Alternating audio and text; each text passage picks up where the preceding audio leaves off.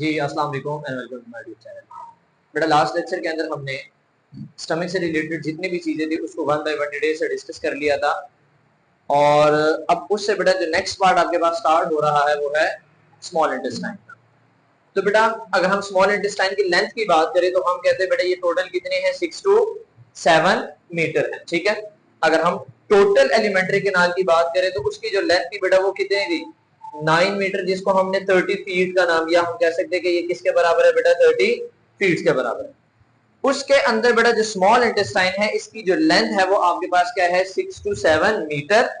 और दूसरी बात आपने ये याद रखनी है कि फर्स्ट लेक्चर के अंदर हमने देखा था कि साइड ऑफ डाइजेशन कितनी होती है, तो 3 होती है। सबसे पहले थी बेटा ऑरल कैविटी, दूसरा नंबर पे थी आपके पास बेटा स्टमक और तीसरा नंबर पे आपके पास क्या है स्मॉल इंटेस्टाइन। अब लास्ट लेक्चर्स के अंदर हमने ये देखा था कि ऑरल कैविटी के अंदर जो मेनली डाइजेशन होती है वो कार्बोहाइड्रेट की होती है। फिर बेटा स्टमक के अंदर जो मेनली डाइजेशन होती है वो आपके पास किसकी होती है प्रोटीन्स की। और यहाँ पे आपके पास मैक्सिमम डाइजेशन होगी जिसमें कार्बोहाइड्रेट की भी होगी बेटा, प्रोटीन की भी होगी और लिपिड्स की भी होगी। तो तीनों तरह की आपके पास जो फूड के कंपोनेंट्स हैं उनकी डाइजेशन होनी है बेटा यहाँ पे। और दूसरी चीज आपने ये याद रखनी है कि यहाँ पे डाइजेशन कंप्लीट होने के साथ साथ आपके पास एब्जॉर्प्शन का प्रोसेस भी होता है। क्लियर? तो हम कहते हैं कि सर यहाँ पे क्या होती है मैक्सिमम डाइजेशन होती है। अगर हम इनके पार्ट्स को डिवाइड करें तो हम कहते हैं बेटा टोटल 3 पार्ट्स है, एक है ड्यूडिनम, एक है जिजिनम और तीसरा क्या है बेटा इलियम। ड्यूडिनम की जो लेंथ है बेटा वो है 20 से 25 सेंटीमीटर, जिजिनम की जो लेंथ है बेटा वो है 2.4 मीटर और इलियम बेटा की जो लेंथ है वो आपके पास कितनी है 4 मीटर। तो ये आपने चीजें याद रखनी है। देन बेटा अगर आपसे पूछ लिया जाए कि पूरे एलिमेंट्री कैनाल के अंदर मैक्सिमम डाइजेशन कहां पे होती है और वो ऑप्शन आपको दे दे ऑरल कैविटी, स्टमक, ड्यूडिनम या आपके पास वो आइलियम की एग्जांपल दे दे, ठीक है, या ऑप्शन दे दे आपके पास, तो आपने याद रखना है कि ड्यूडिनम वो पार्ट है जहां पे क्या होती है मैक्सिमम डाइजेशन होती है। फिर बेटा जिजिनम के अंदर और इलियम के अंदर कुछ बुक्स कहती है कि हो जाती है बेटा डाइजेशन, कुछ कहती है कि यहाँ पे सिर्फ और सिर्फ क्या होती है एब्जॉर्प्शन होती है। अगर आपको एमसीक्यू आ जाए और वहां पे जिजिनम की ऑप्शन हो तो आपके पास जो मोस्ट सुटेबल आंसर होगा वो आपके पास क्या है बेटा जिजिनम का है।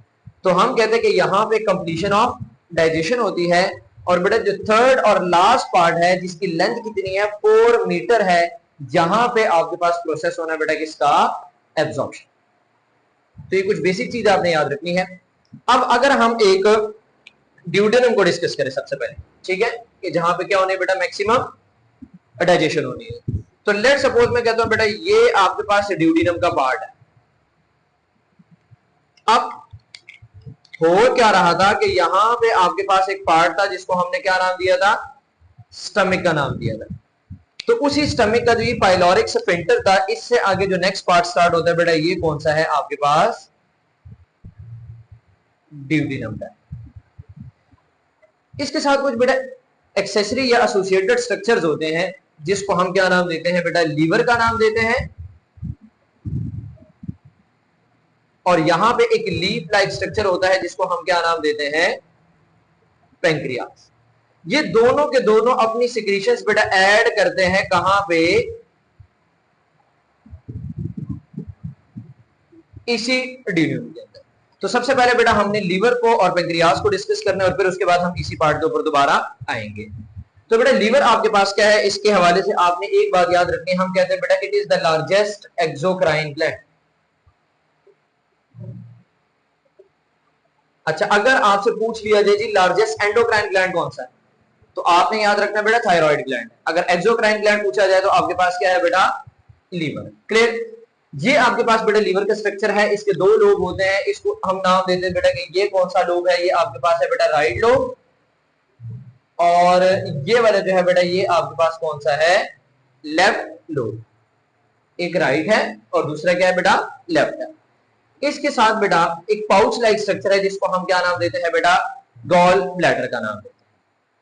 अब लीवर का जो मेन काम होता है बेटा वो होता है बाइल को सिक्रीट करना और गॉल ब्लैडर का मेन काम होता है उसी बाइल को बेटा स्टोर करना और जब जरूरत होगी तब उसको क्या करना है बेटा रिलीज कर देना।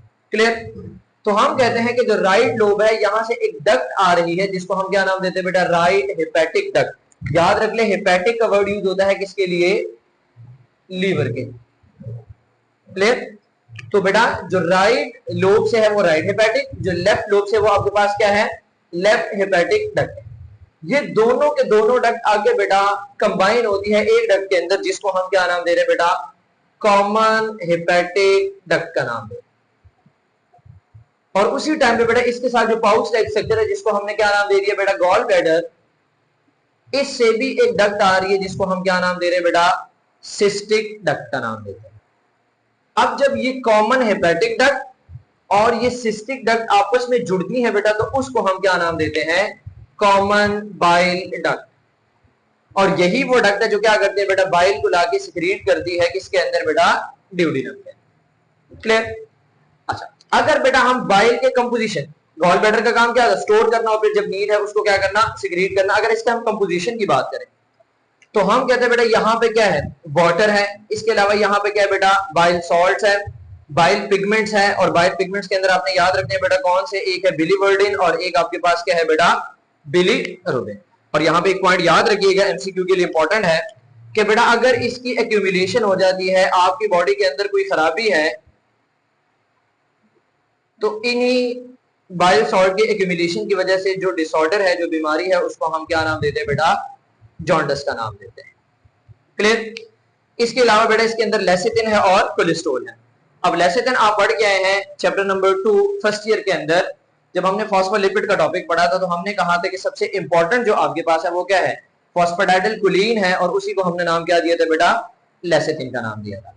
और लास्ट चीज आपके पास क्या है, कोलेस्ट्रॉल है। जिस तरह बेटा इनकी एक्यूमुलेशन से बीमारी हो रही है जॉन्डिस, इसी तरह अगर इस कोलेस्ट्रॉल का लेवल बढ़ जाए तो इससे जो डिसऑर्डर है वो आपके पास क्या है बेटा, गाल स्टोन्स का है। क्लियर हो गया बेटा?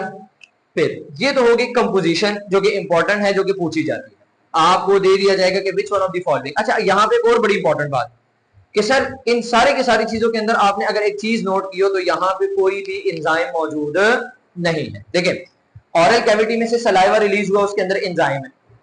स्टमक के अंदर बेटा गैस्ट्रिक जूस रिलीज हुआ, उसके अंदर भी क्या थे, एंजाइम थे। आगे हमने पढ़ना है पैंक्रियाज, इंटेस्टाइनल जूस, उन सारों के अंदर क्या होना है बेटा, एंजाइम्स ने होना है। लेकिन जो लीवर की सिक्रीशन है, जिसको हम बाइल का नाम दे रहे हैं, पूरे के पूरी सिक्रीशन के अंदर एलिमेंट्री कैनाल के अंदर आपने याद रखना है कि इसके अंदर कोई एंजाइम नहीं होता। कि which secretion of the alimentary canal do not contain any kind of enzyme, तो आपने याद रखना है बेटा वो क्या है, बाइल है, इसके अंदर कोई आपके पास एंजाइम मौजूद नहीं। अब अगर एंजाइम नहीं है इसका मतलब ये केमिकल डाइजेशन नहीं करवा सकता। यहाँ पे जो डाइजेशन होनी है मेनली वो आपके पास क्या होनी है, मैकेनिकल डाइजेशन होनी है। तो ये पॉइंट भी आपने याद रखना। अब इसी बाइल का काम क्या है, तो हम कहते हैं ये सर एमल्सिफिकेशन करवाता है। अब एमल्सिफिकेशन क्या है, क्या देखिए, यहाँ पे तो लार्जर फैट है, कार्बोहाइड्रेट की मेनली डाइजेशन होगी ऑरल कैविटी, प्रोटीन की होगी कहां पे बेटा, स्टमक के अंदर। जो फैट्स है, जहां पे सबसे पहला जो काम होता है, बाइल क्या करता है, इसके जो बड़े बड़े आपके पास ड्रॉपलेट्स होते हैं उसको क्या करता है बेटा, स्मॉलर पीसेस के अंदर, ये पार्ट्स के अंदर क्या करता है, ब्रेक डाउन करता है। इसी चीज को बेटा हम क्या नाम देते हैं, इमल्सिफिकेशन का नाम। तो ये सारी की सारी बेटा डिस्कशन आपने याद रखनी थी लीवर के हवाले से। सबसे पहला पॉइंट, लार्जेस्ट एक्सोक्राइन ग्लैंड है, यहाँ की जितनी सिक्रीशन है बेटा वो आपके पास क्या, उसको हम बाइल का नाम देते हैं। इस बाइल के अंदर कोई एंजाइम मौजूद नहीं है। इसके अंदर दो चीजें जो इंपॉर्टेंट है, एक है बेटा बाइल पिगमेंट और दूसरी चीज क्या है, कोलेस्ट्रॉल। बाइल पिगमेंट की अगर एक्यूमुलेशन हो जाए तो उससे क्या होता है, जॉन्डिस।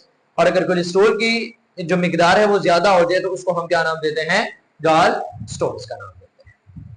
अब नेक्स्ट ये तो हो गया जी लीवर वाला पोर्शन। दूसरा जो पार्ट है वो क्या है, पैंक्रियाज। तो पैंक्रियाज के लिए हम वर्ड यूज करते हैं कि sir it is heterocrine gland, या इसके लिए वर्ड यूज होता है एक्सो एंडो या एंडो एक्सोक्राइन ग्लैंड का वर्ड यूज होता है। मतलब इसका कुछ पोर्शन ऐसा है जो किसके तौर पर करता है, एंडोक्राइन, ये डक्टलेस होगा, और कुछ पोर्शन ऐसा है जो किसके तौर पे काम करता है, एक्सोक्राइन, मतलब ये डक्टेड होगा। अब जिस टाइम ये एंडोक्राइन ग्लैंड के तौर पे आपने केमिकल कोऑर्डिनेशन में पढ़ रखा होगा, जिस टाइम ये एंडोक्राइन ग्लैंड के तौर पे काम करता है तो उसको हम क्या नाम देते हैं बेटा, आइलेट्स ऑफ लैंगरहैंस।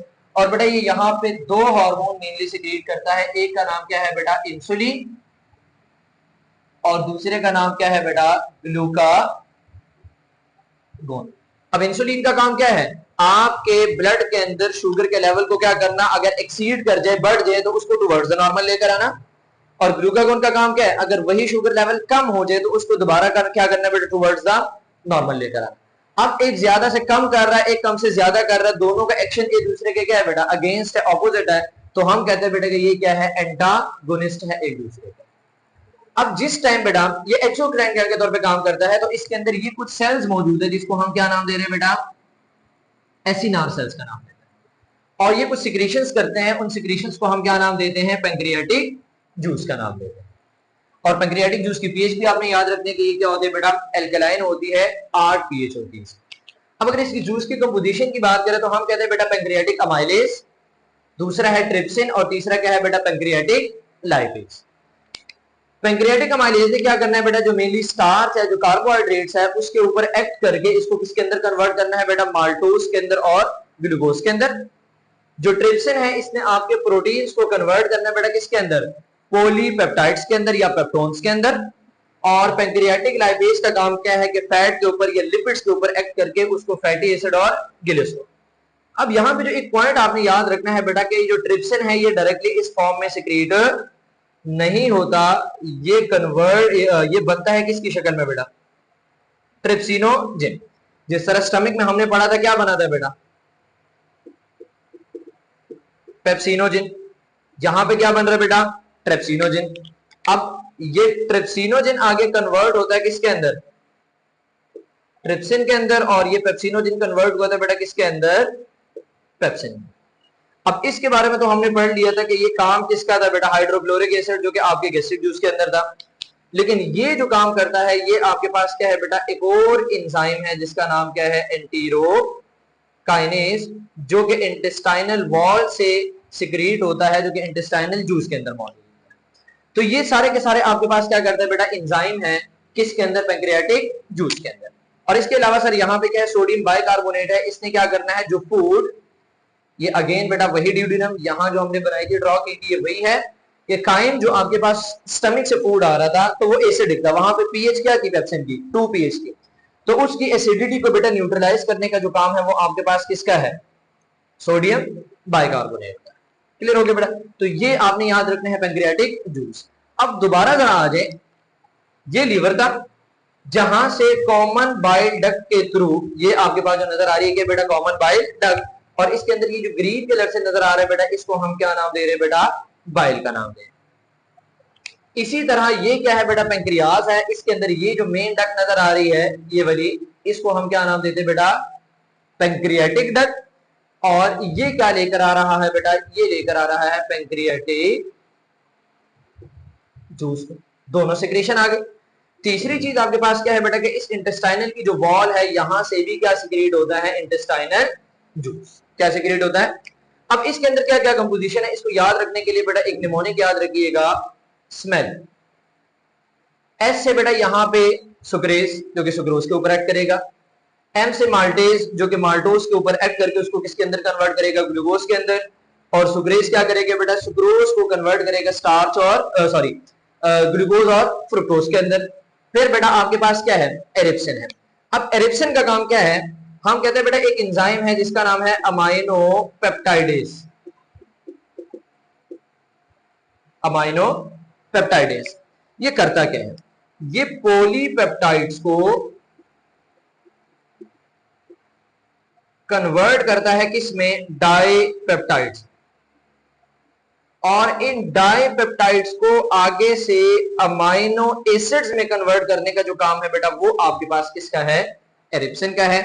देन आपके पास क्या है बेटा, एंटीरियोकाइनेज, जिसका जिक्र हमने यहां पे कर लिया, जो कि ट्रिप्सिनोजिन को क्या करेगा, कन्वर्ट करेगा किसके अंदर, ट्रिप्सिन के अंदर। लैक्टेज है जो कि क्या करेगा, लैक्टोज को ग्लूकोज और गैलेक्टोज के अंदर कन्वर्ट करेगा। फिर लाइपेज है जो कि क्या करेगा बेटा, लिपिड्स के ऊपर एक्ट करके उसको फैटी एसिड और ग्लिसरॉल के अंदर कन्वर्ट करेगा। तो ये बेटा आपके पास मेन जो थी डाइजेशन यहां पे क्या होगी, कंप्लीट होगी, जिसके अंदर मेन जो आपके पास रोल था वो क्या है, लीवर का, जिसने बाइल सिक्रेट किया। यहां से बेटा आपके पास पैंक्रियास है जिसने क्या, पैंक्रियाटिक जूस को। देन इंटेस्टाइनल वॉल से क्या आ गया बेटा, इंटेस्टाइनल जूस। और इन सारों ने मिलकर आपके पास क्या कर लिया, जो अगर मैं यहाँ पे मेन कहूं तो बेटा आपके पास जो सुक्रोज था इसने भी यहाँ पे जो एंड प्रोडक्ट था वो ग्लूकोज और फ्रुक्टोज, मेनली क्या है ग्लूकोज। जो एरिप्सिन था इसने क्या की थी, यहाँ पे अमाइनो एसिड्स, क्लियर। और इसके अलावा बेटा जो लाइपेज था इसने क्या बनाया बेटा, फैटी एसिड और ग्लाइसरोल। अब इन्हीं पार्ट्स ने या इन्हीं चीजों ने बेटा आगे जाके एंटर होना है किसके अंदर, स्मॉल इंटेस्टाइन के अंदर, सॉरी स्मॉल इंटेस्टाइन के थर्ड पार्ट के अंदर, जिसका नाम क्या है बेटा, आइलियम, जहां पे मेनली आपके पास क्या होंगे बेटा, एब्जॉर्प्शन होंगे। तो नेक्स्ट पार्ट के अंदर बेटा हमने एब्जॉर्प्शन को डिस्कस किया।